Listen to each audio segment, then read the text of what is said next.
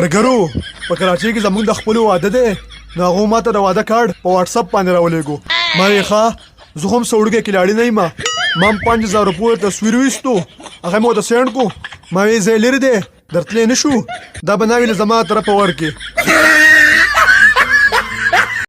د خپل د بازوریو قصه خو راته وکړه که نه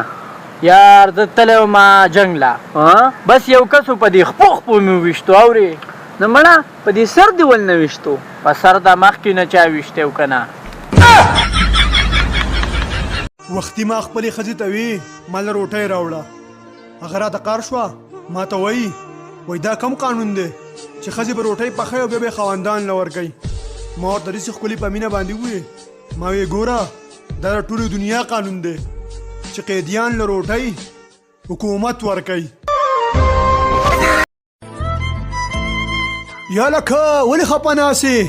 مړه یار زما یوه جنۍ خوښه ده او هغه نه مني ولې څه وایي مړه په مخه وایي لا بیوټو اوس پته نه لګي چې دا دویم څوک دی مړه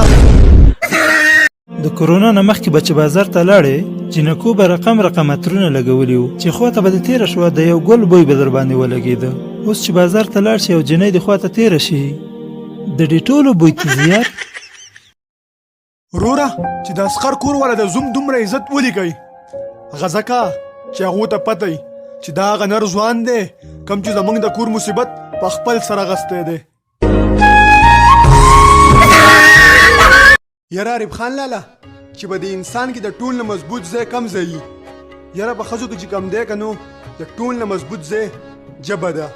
ثابته ورځ پې دا په زول بکواس پردیس غیبتونه کوي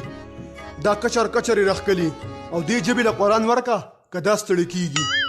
او په سړو کې چې کم دی د ټول نه مضبوط ځای غوږونه دي ثابته ورځ پې د خپلو ښځو دا ناجیزې دا په زول بکواسونه اوري او دې غوږونه عجزانانو داسې چرتونه وي چې بس کا نور شلیږو داجی د کوټې د چت پکې بیا خراب شو خدایم بیخو باسه تاسو ته ما سل ځله ویلي دي چې د یو پکې لاندې لس کسه مه کښېنئ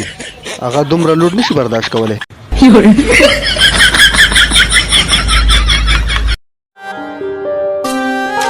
لکه روژه ده روژه تا خو پوه ما نه بیخي یېرو که نه یاره روژه به مې ماته شوي بیخي در نه یېرو او که نه یاره مړه نه ده ماته سړیه وروره د خلکو نه هېر شي نو اوبه وڅښي زموږ نه چېرته هېر نه شو ورکه د ځان نه په زور یې روم چېرته هېر شو رانه ګیلاسون پکې وو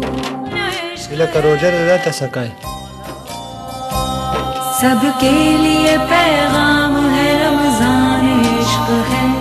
सबके लिए لکه روژه ده نه روژه چې ده چې ته د اوبه څکې په مخه هو ما زما نه هېرېږي یاره نو په مخه ده نه هېرېږي چا وکې راته وویل چې جانان مه جوړوه د سرو شونډو د پاسه سور پیزوان مه جوړوه جانان مه جوړوه او جانان موټرسایکل کور کې غواړي अरे زه خو رالم کار مې نو موټرسایکل دا دی را مې نه وستو یاره او دا اساسي که ته خو به پیسې لګیا ته څه کې تا ته جوړې پته ونه لګي دغه مصري را جوړې قصه ونه کړه موټرسایکل خراب شوی و ورور هغه د ځوان زوی 200 روپۍ پې ولګوه 200 روپۍ پې موټرسایکل به دې ټیک شي نو مې راشه په خپله پې ولګوه مزدوري خو به راته بچ شي که نه هېڅ مې پې 200 روپۍ ولګولې اختر شاپینګ شروع ځان مې چپړې روړې ها دا څه د کم ځای نه د جومات نه مبارک